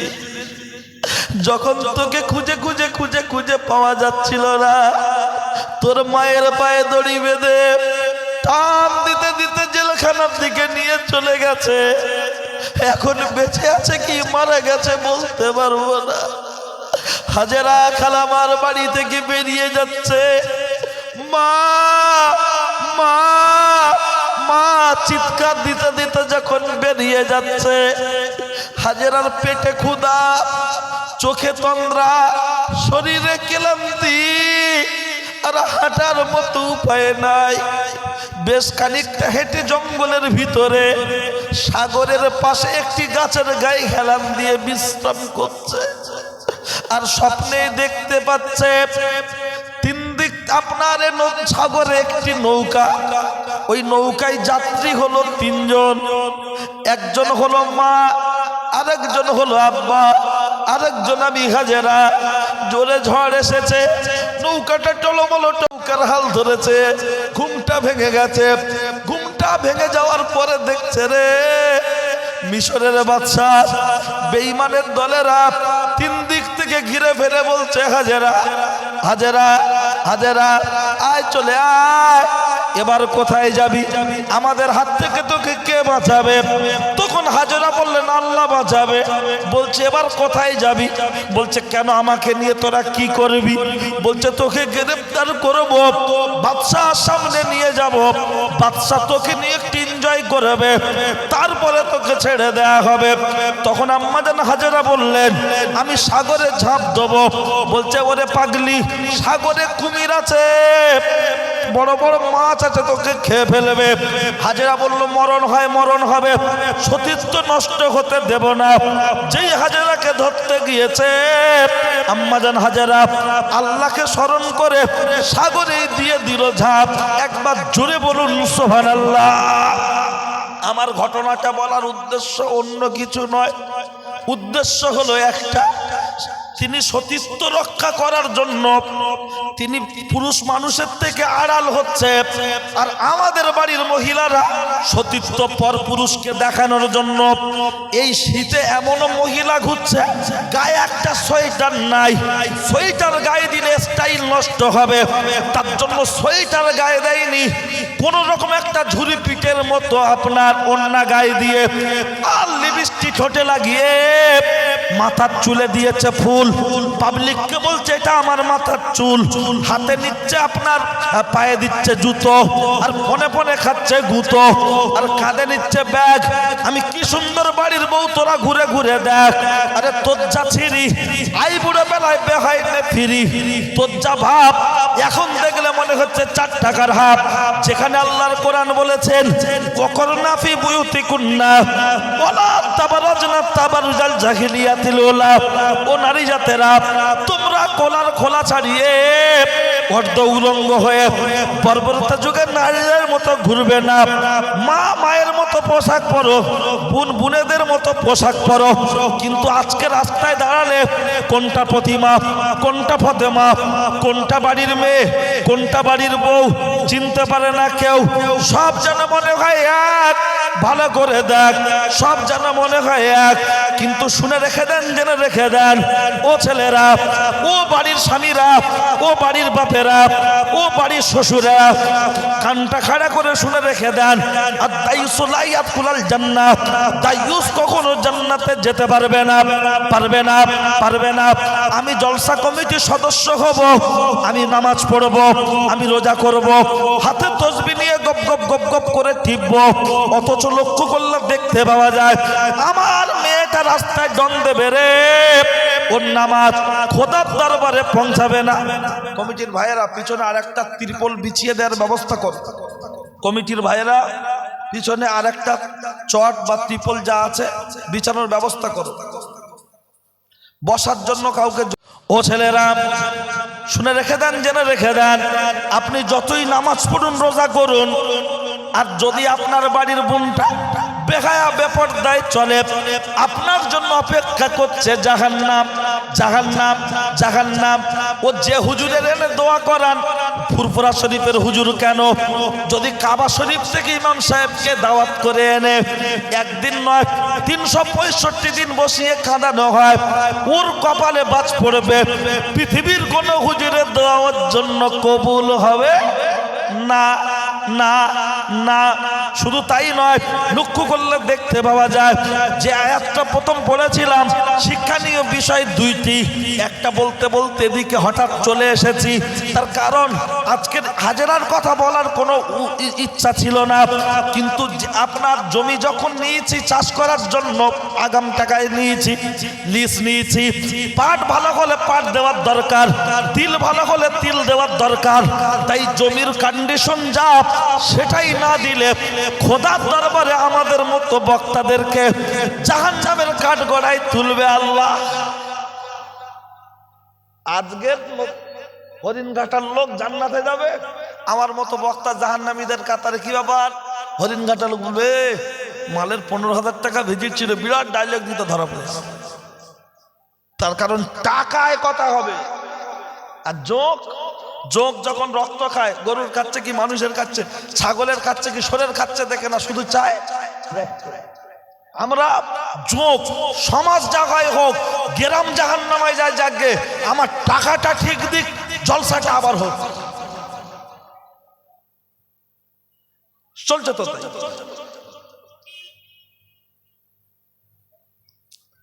আর আমাদের মতো বক্তাদের জাহান্নাম। আমি 2 ঘন্টার জন্য এসে কেন আখেরাত নষ্ট করবো আব্বা? ও ছেলেরা, ও নওজোয়ান যুবকেরা, শুনে রেখে দেন, জেনে রেখে দেন, আমি আপনার মাঝে যে কথা বলতে চাইছিলাম, এই পর্দার কথা প্রসঙ্গ যখন বলেছি, ছোট্ট একটা কথা বলি। একটা মাছ পাওয়া যায় খুব নরম, লোটে মাছ না কি বলে, লোটে মাছ কেজি কত? 30, 40, 50, খুব বেশি 80। আপনি কিনে নিয়ে গেছেন, আপনার স্ত্রী আমার মা মাছটা মেজে ঘষে ধুয়ে পিস পিস করে রান্নাঘরে রেখে দিয়ে হাঁড়ি বাসন থালা বাসন মাজছে। আর হঠাৎ একটা বিদেশি মেহমান এসেই বলছে ম্যাও ম্যাও। আপনার স্ত্রী আমার মা যে কাজ করুক না কেন, তার মস্তিষ্ক, তার খেয়ালটা রান্নাঘরের দিকে যাবে না? যাবে। এলাদের কি হলো মা? দেখ দেখ দেখ বিড়াল দেখ। খুব ভালো করে দেখছি, মাল এখনো বর্ডার পেরোয়নি, তার মানে বাংলাদেশের ওপারে, রান্নাঘরের বাইরে। মা বলছে ভালো করে দেখ। বলে হ্যাঁ আছে। বলছে মাছটা আছে না? বলছে হ্যাঁ। বলছে মাছটা কেনে ফ্রিজে দে। কেন? বিড়াল খেয়ে নেবে। মাছের কেজি কত? 40 টাকা। যাদের বাড়ি ফ্রিজ নেই, গরিব মানুষ, 3টে করে এরকম লাঠি দিয়ে, ওই দড়ি দিয়ে ঝোলানো থাকে মাচা মতো, কি শিকা না কি বলে না, কিছু বলবেন নাকি না? চাটা কিছু লাগবে না, আপনি নিয়ে চলে যান, পানি থাক, লাগলে হবে, না লাগলে লাগবে না। উনি খালি মনে করছে যে আমার ব্যবহারে কোনো ত্রুটি হচ্ছে না। তো আমরা মেহমান যেমন করার দরকার যথেষ্ট করছেন। আল্লাহ ওনার এই মেহমানদারিকে কবুল করুক, বলুন আমিন। প্রশংসা কারোর সামনে বেশি করতে নেই, বদনাম করতে গেলে সামনে করতে হবে, সুনাম করতে গেলে পিছনে করতে হবে। কিন্তু আজকের উল্টো হয়, প্রশংসা হয় সামনে আর বদনাম হয় পিছনে। ঠিক আছে, চলো। তো ওই যে শিকা বলে তো, যারা গরিব মানুষ বলছে মাছ শিকায় তুলে দে, ফ্রিজ নেই, শিকায় তুলে দেওয়ার পরে আবার কেউ কেউ বলে মাছের হাঁড়ির মুখে শিলনোড়া চাপিয়ে দে, অথবা জগ ভর্তি করে পানি দিয়ে চাপিয়ে দে। কেন? যাতে কোন রকম মাছ যেন বিড়াল খেতে না পারে। মাছের দাম 40 টাকা। তাহলে সামান্য 40 টাকার লোটে মাছ, অনেকে আবার নেহেড়ে মাছ বলে, এই নেহেড়ে মাছ, লোটে মাছ বিড়াল খেয়ে ফেলবে, তাই যদি ফ্রিজে রাখতে হয়, তাই যদি শিখায় তুলে রাখতে হয়, তাই যদি হাঁড়ির মুখে যদি শিলনোড়া চাপিয়ে দিতে হয়, কেন বিড়ালের অত্যাচারে। বলুন আজকের যাদের বাড়ির মেয়েরা মাছের মতো বাজারে চড়ে চড়ে বেড়াচ্ছে, ওদের পিছনেও এ গ্রাম ও গ্রামের কিছু বিড়াল ঘুরছে না, ঘোরে না, পিছনে গিয়ে বলছে ম্যাও, ভাই ফোন নাম্বারটা দাও, ম্যাও। মেয়ের মা বলছে আও খাও, গল্প করে যাও, তুমি তো দিগল গ্রামের ছেলে, ভয় কাকে পাও, আও খাও, গল্প করে যাও। আরে 40 টাকার লোটে মাছ বিড়াল খেয়ে নেবে, তাই যদি শিকায় তুলতে হয়, ফ্রিজে রাখতে হয়, হাড়ির মুখে যদি ভারী কিছু চাপিয়ে দিতে হয়, আমার বিবাহিত স্ত্রী তার রূপ যৌবন পর পুরুষ যাতে নজর না দিতে পারে তার জন্য উত্তম পোশাক পরিয়ে ঢেকে ঢুকে রাখার দরকার আছে না? বউ না মনে হয় যেন পঞ্চায়েতের ইট।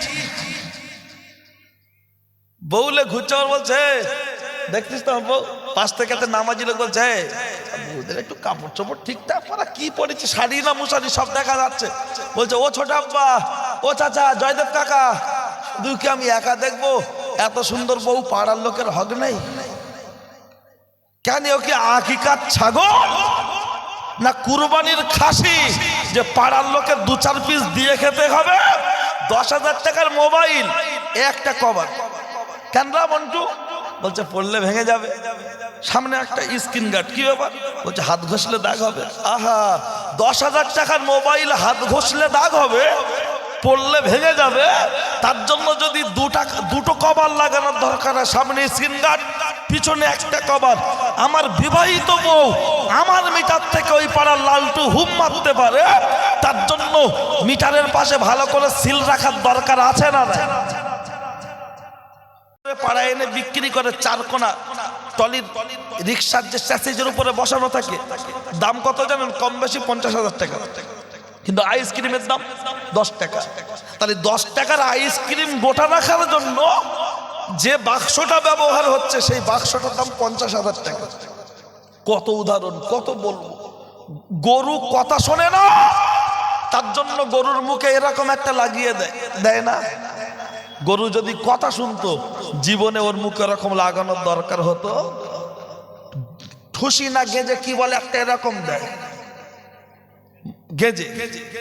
কারণ বলছে চাষের জমি নষ্ট করবে, হ্যাঁ চাষের ফসল নষ্ট করবে, সেই ভয়ে যদি অবলা জন্তু তার মুখে গেজে দেন, ঠুসি দেন।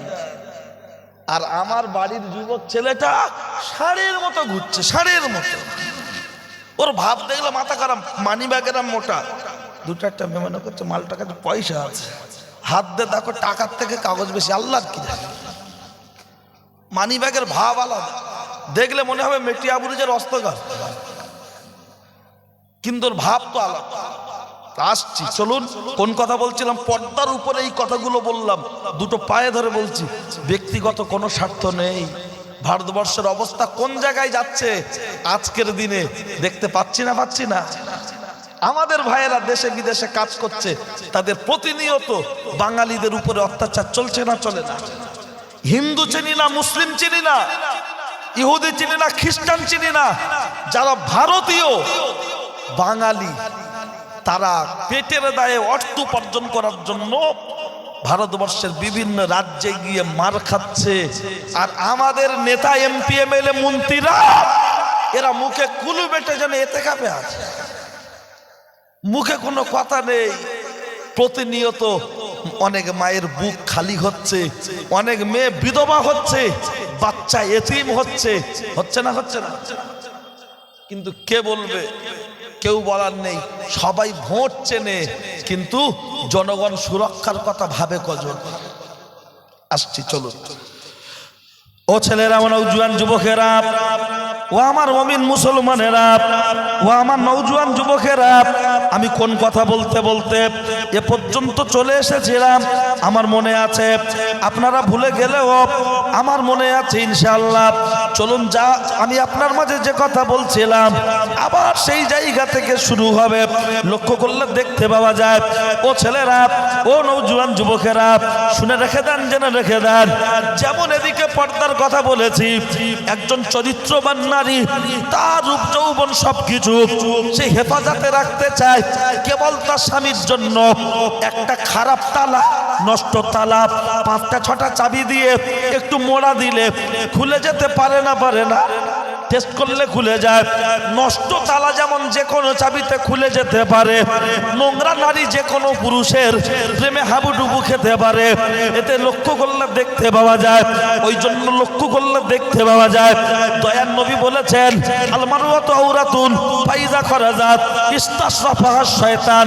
নারী হলো পর্দায় থাকার বস্তু, তাকে ঢেকে রাখা প্রয়োজন। নারী যখন পর্দা উপেক্ষা করে রে, একা একা রাস্তায় চলবে, তখন অন্য পরপুরুষের চোখে তাকে সুসজ্জিত করে তোলা হবে, সুসজ্জিত করে তোলা হবে। ও ছেলেরা, ও নওজোয়ান যুবকেরা, শুনে রেখে দেন, জেনে রেখে দেন, আমি আপনার মাঝে একজন নারী তার রূপ যৌবন বাঁচানোর জন্য কেমন চেষ্টা করেছে প্রসঙ্গ বলতে গিয়ে যেমন আমি উপমা তুলে দিলাম হাজেরা, লক্ষ্য করলে দেখতে পাওয়া যায়। ও ছেলেরা, ও নওজোয়ান যুবকেরা, আমার আল্লাহর কোরআন জানিয়ে দিয়েছেন, ওয়ামাইয়াত্তাকিল্লাহা ইয়াজআল লাহু মাখরাজান ওয়া ইয়ারযুকুহু মিন হাইসু লা ইয়াহতাসিব। ইমানদার বান্দা যদি বিপদে পড়ে যায়, তার জন্য আপনাকে আমাকে থানায় যাওয়ার দরকার হবে না। ইমানদার বান্দা তুলে দেবে দুহাত, করবে মোনাজাত, উজ্জ্বল হবে তার ভবিষ্যৎ। কিন্তু লক্ষ্য করলে দেখতে পাওয়া যায়, এরকম একটা দৃষ্টান্ত দেব আপনার মাঝে, কিন্তু তার সঙ্গে অসীম সরকার আপনাদের এলাকার বিধায়ক কি বিধায়ক না, বলবো খুব বেশি কিছু বলবো না। অসীম সরকার মুসলমানকে আঘাত শুধু করেনি, ভারতীয় সংবিধানকে আঘাত করেছে না করেনি? যোগ্যতা কত জানেন? পড়াশোনা ক্লাস 4। কত? 4। আমি বলছি না, ইলেকশন কমিশনের ওয়েবসাইটে যান, হাতে মোবাইল আছে, সার্চ করুন, গুগল আপনাকে বলে দেবে কোন এমপি কোন এমএলএ শিক্ষাগত যোগ্যতা কতটা। সেখানে দেখছিলাম ক্লাস 4, পাস কি ফেল তা জানি না, কিন্তু তিনি মুসলমানদের ধর্মগ্রন্থ নিয়ে বাজে মন্তব্য করে একটা অশান্তির পরিবেশ তৈরি করে দাঙ্গা লাগানোর প্ল্যান পরিকল্পনা করছে। কেন? ডালবে কুচকা লাগায়, শিখাবাম্বে হাড্ডি খায়, এর ভিতরে অনেক কারণ রয়েছে। আমি বেশি কিছু বলবো না, শুধু এতটুকু বলি। আমি আজ বলছিলাম না, যেহেতু হরিণঘাটা, অন্যান্য জায়গায় বলেছি, আর আজকের যদি এখানে না বলি যেন মনে হয় মনের দিক দিয়ে একটু ভয়ে ভয়ে লাগছে নাকি। না, মরণ তো একবার হবে, মরণ একবার হবে। বিড়ালের মতো জীবন যাপন করার দরকার কি আছে? সিংহের মতো গর্জন করে একটা মাস বাঁচবো, বিড়ালের মতো 500 বছর বেঁচে থাকার দরকার নেই। আমজাদ হোসেন ইন্তেকাল করেছেন, আমার আব্বার বয়স কত জানেন? 37 বছর। কত বললাম? 37 বছর বয়সে ইন্তেকাল করেছেন। আমার বয়স 34। কদিন? আজও হতে পারে, কাল হতে পারে, আবার 2 বছর পরে হতে পারে, আল্লাহু আলাম। কিন্তু যেটা সত্য, অসীম সরকার যে কথাটা বলেছে, ওই কথাটা যদি এই টুপিওয়ালা দাড়িওয়ালা কোন মুসলমানের মুখ থেকে অন্য কোন ধর্মীয় কিতাবের বিরুদ্ধে, আপনার পুস্তকের বিরুদ্ধে এরকম কথা হতো, মুহূর্তের মধ্যে গ্রেফতার পরোয়ানা জারি হতো না, হতো না। কিন্তু পর্যন্ত নীরব কেন? যার গরু ধান খায় তার কাছে আবার বিচার হয়?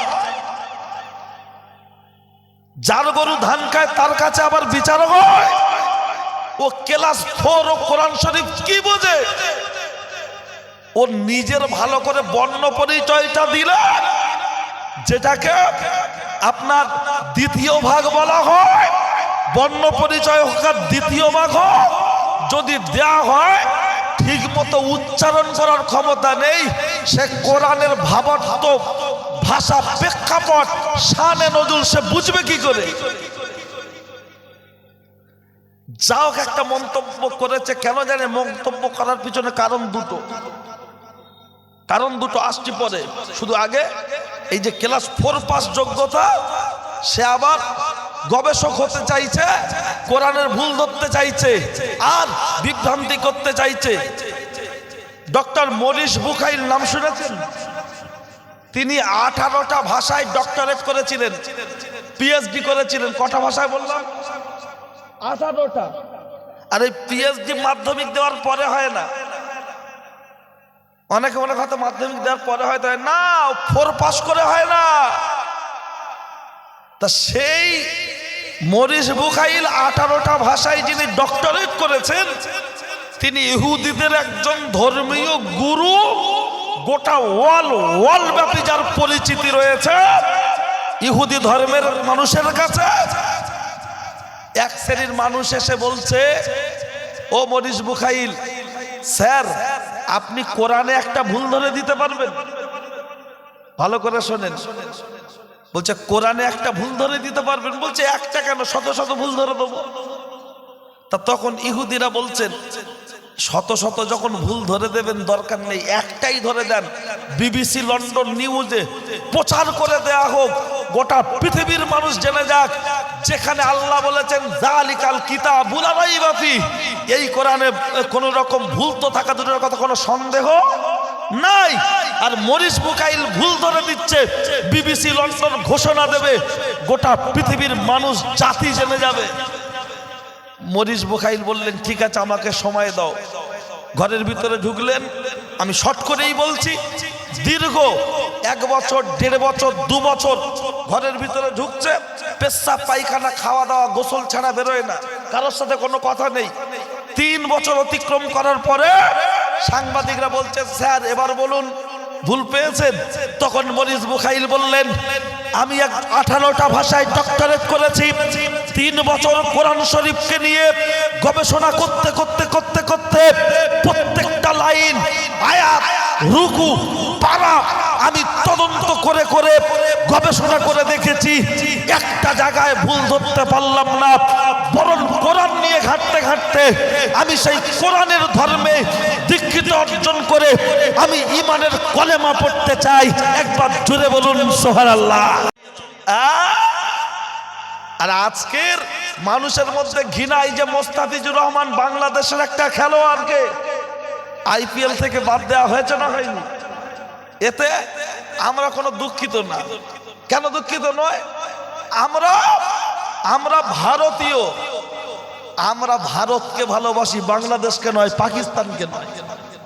কি বললাম? বাংলাদেশকে নয়, পাকিস্তানকে নয়। কারণ রাসূলুল্লাহ বলেছেন জন্মভূমির মাটিকে ভালোবাসা ঈমানের অঙ্গ। পাকিস্তানকে ভালোবাসা ঈমানের অঙ্গ নয়, বাংলাদেশকে ভালোবাসা ঈমানের অঙ্গ নয়, জন্মভূমির মাটিকে ভালোবাসা ঈমানের অঙ্গ। তবে এই যে একটা তৈরি হচ্ছে, মুসলমান দেখলেই মার, মুসলমান দেখলেই মার, একটা রিক্সাওয়ালাকে মারছে, একটা রাজমিস্ত্রিকে মারছে, লেবারকে মারছে, এই করতে করতে করতে করতে যখন এই যে সোশ্যাল মিডিয়াতে গোটা বিশ্ব জেনে গেল মোস্তাফিজুর মুসলমান, শাহরুখ খান কিনেছে, আর সেই প্লেয়ারটাকে নিয়ে এদিক ওদিক করে বাদ দেওয়া হচ্ছে।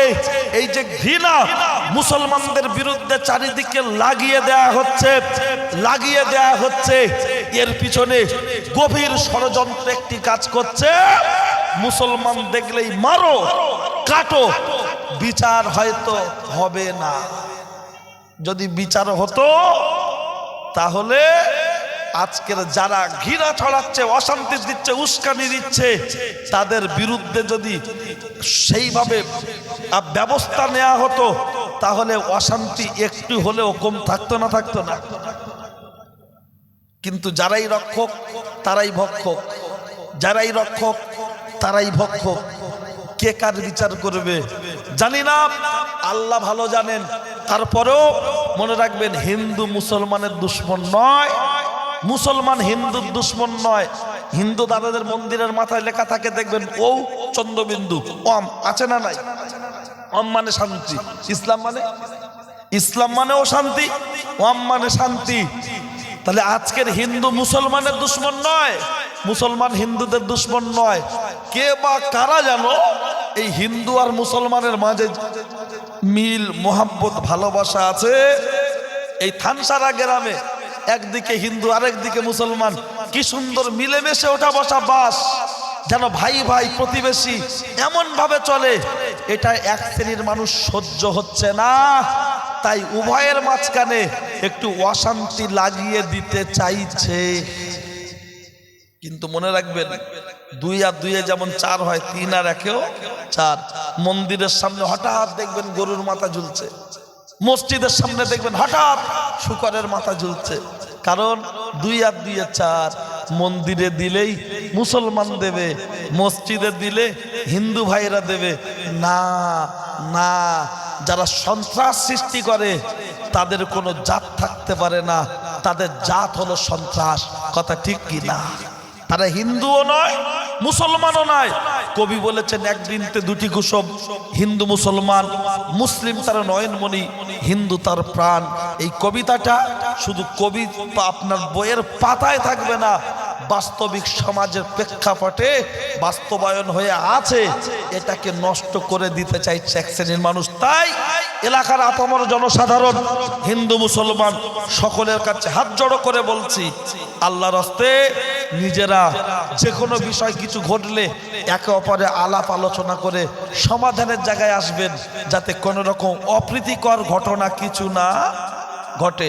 কারণ দাঙ্গায় মরে আপনার আমার মতো সাধারণ আম পাবলিক, ঘর বাড়ি দোকান ব্যবসা বাণিজ্য প্রতিষ্ঠান নষ্ট হয় আপনার আমার হিন্দু মুসলমান আপামর জনসাধারণ সকলের। কথা ঠিক কিনা?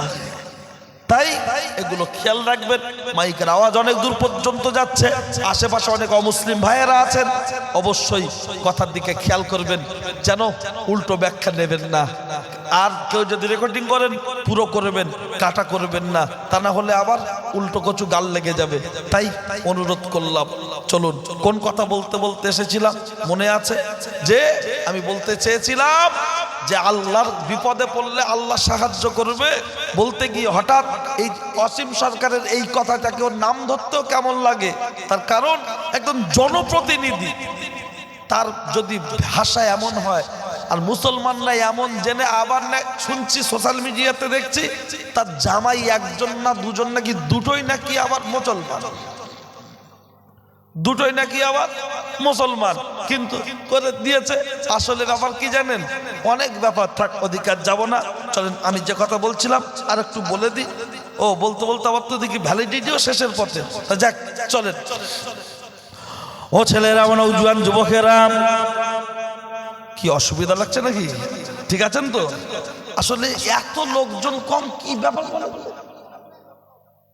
না? আমি তো আমার দিক দিয়ে মেহনত পরিশ্রম ডাকা বলা কোনোটা কম করেছি বলে মনে হয়। আর আমি এতটুকু জানি, দোকান থাকলে, দোকান মানে দোকানটা যখন অতিরঞ্জিত হয়ে যায় তখন সহজে মানুষ এমুখ হয় না। আমি তো যাক, আমি কমিটিকে প্রথমের দিকে যা ধুয়ে দেওয়া দিয়েছি। এবার চিন্তা ভাবনা ওরা করবে যে 8 বছর নাকি বন্ধ ছিল, 8 বছর পরে শুরু হয়েছে, তার দোকান দিয়ে লাভ হয়েছে কি লস হয়েছে কালকে হিসাবটা কষে নেবে। ঠিক আছে?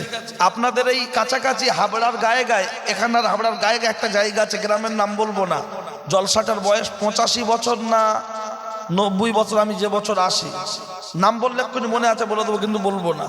বিশাল জলসা, প্যান্ডেল দেখি এর থেকেও ছোট, প্যান্ডেল দেখছি এর থেকেও ছোট। আমার দাওয়াত করার সময় ফোনে যা ভাব লিয়েছে, আমি তো মনে করি অন্তত ব্রিগেডের মতো লোক হবে। গিয়ে জলসায় যখন ঢুকছি গাড়ি গলে না, আর জলসায় গিয়ে দেখছি রান্নাঘরের মধ্যে একটা প্যান্ডেল। এবারে আমি বলছি ভাই এ কি অবস্থা, লোক বসে আছে 12-13 জন। আল্লাহর নাম করে যখন শুরু করেছি, এ আইসা দেওয়া দিয়েছি, আলহামদুলিল্লাহ, অহংকার না আল্লাহ মাফ করুক। ওই ছোট প্যান্ডেল, ওরকম প্যান্ডেল 50টা হলে তারপরে ওই লোক বসলে ঠিক হবে, তাতে প্যান্ডেল ফুল। আস্তে আস্তে পাশে এসে একজন বলছে, হুজুর কোনো বছরে প্যান্ডেল ভর্তি হয় না এরকম সময়, শুধু বিরিয়ানি দেওয়ার সময় হয়, তাই এবছর তাও এখন ভর্তি হয়। তার কারণ আমরা বক্তারা যারা আসি আমরাও কিছু বলি না যে হচ্ছে হয়ে যাক, হচ্ছে হয়ে যাক। বড় জলসা যেমন বড়, প্যান্ডেল যেমন ছোট, মেলা যেমন বড়, পাপটাও তেমন বড়। অত সহজ? চলুন ও ছেলেরা, ও নওজোয়ান যুবকেরা, ও আমার মুরব্বিয়ান বাপ, অন্যায় হলে আমার করে দেবেন মাপ। বাড়ি তারকেশ্বর বাগবাড়ি, কথাগুলো বল দিতে পারবো না আপনাদের সময়ের দাম। আমি যে কথা বলছিলাম লক্ষ্য করলে দেখতে পাওয়া যায়, বিপদে পড়লে আল্লাহর সাহায্য মিলবে, আল্লাহর সাহায্য মিলবে।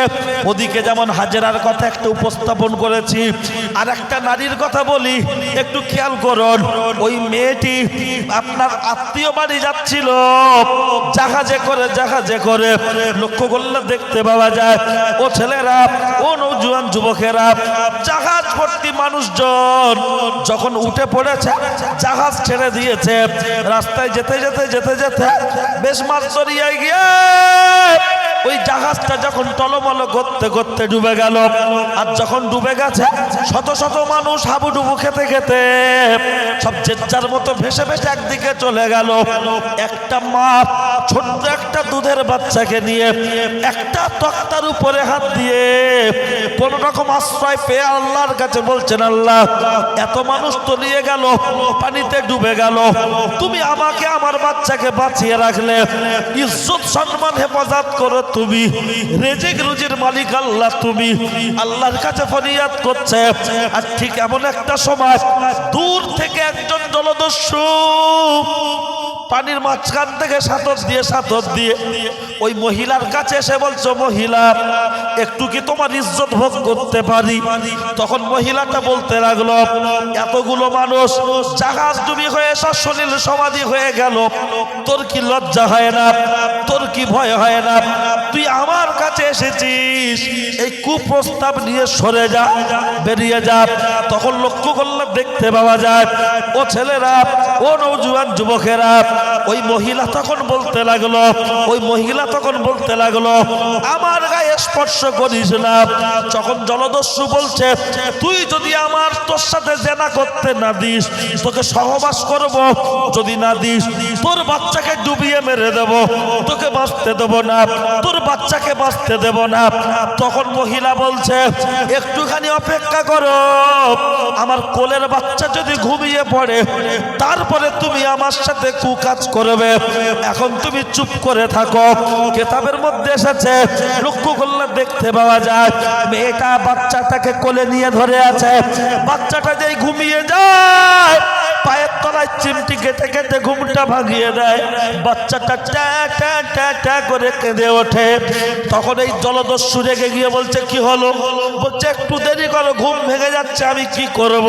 এই নদীর মাঝখানে, সাগরের মাঝখানে বাচ্চাটার মনে হয় ঠান্ডা লাগছে, তাই ঘুম ভেঙে যাচ্ছে।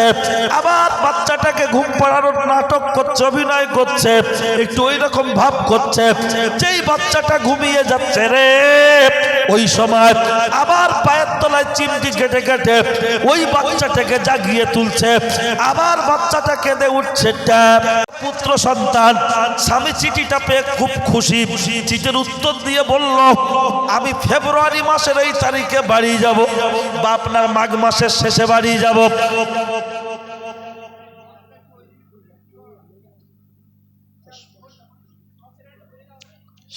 সামান্য একটু দেবে না, তোমার জ্ঞান উঠবে। হ্যাঁ,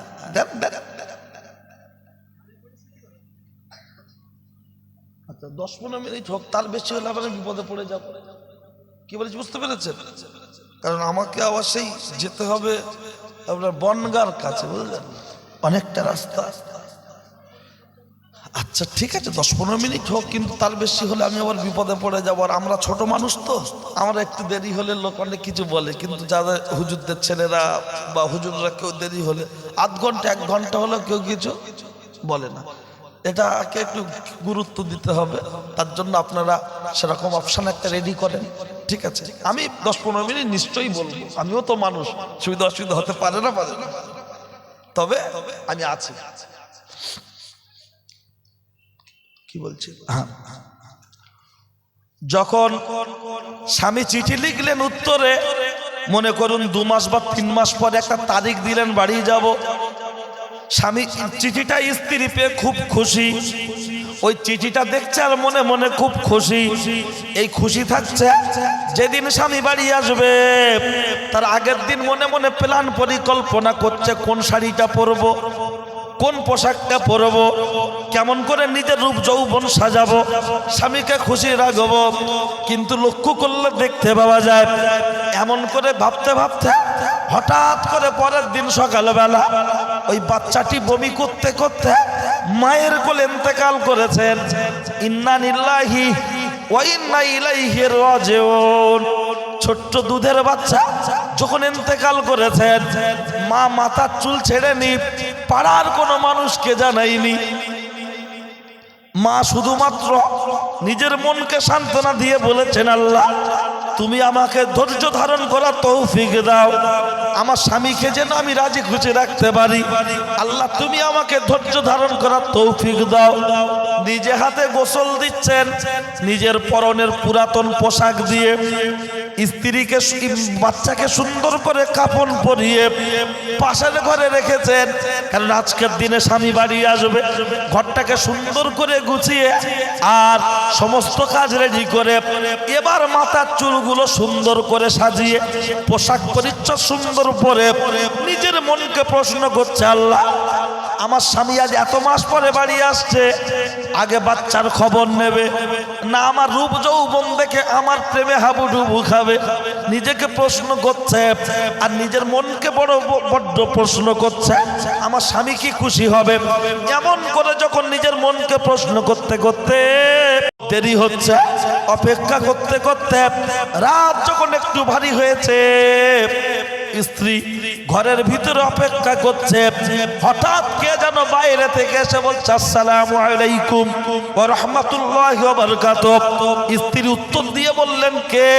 বললেন, আমি তোমার স্বামী, আমি তোমার স্বামী, আমি তোমার স্বামী।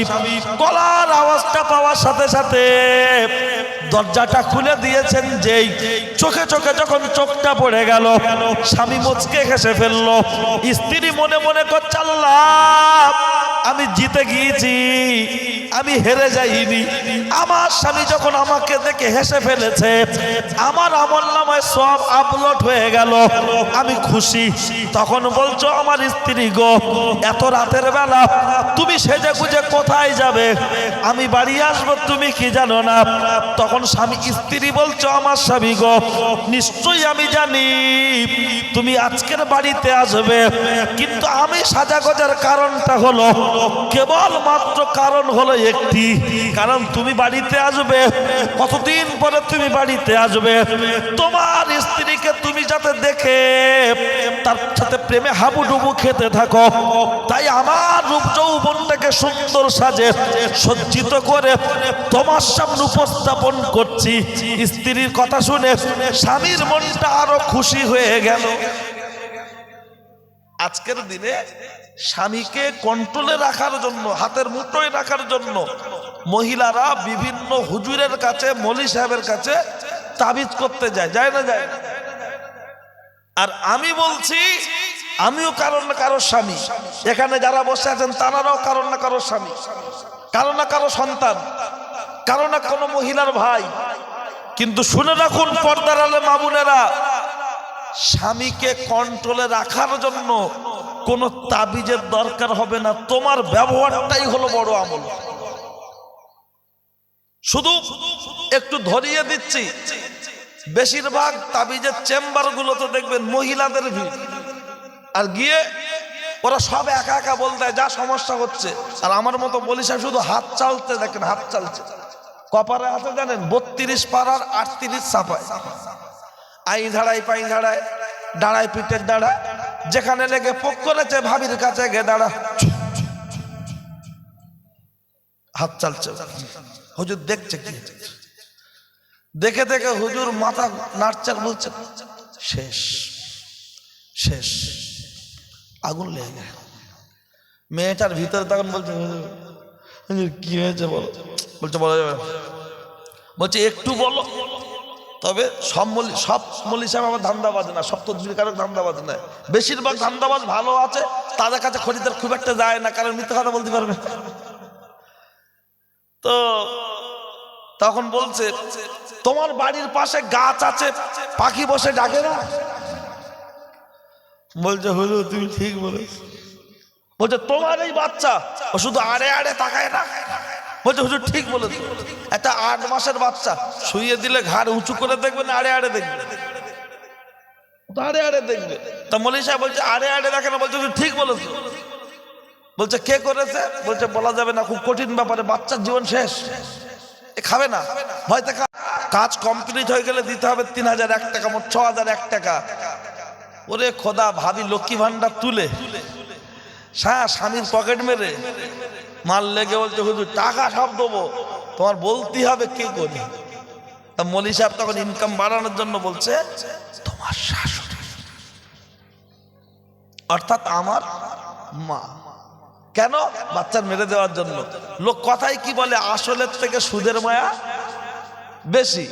ছেলে বোর সাথে দাদু দাদির নাই হোক, নাতি পুতি দাদু দাদির একটা মায়া মোহাব্বত থাকে না, থাকে না? কিন্তু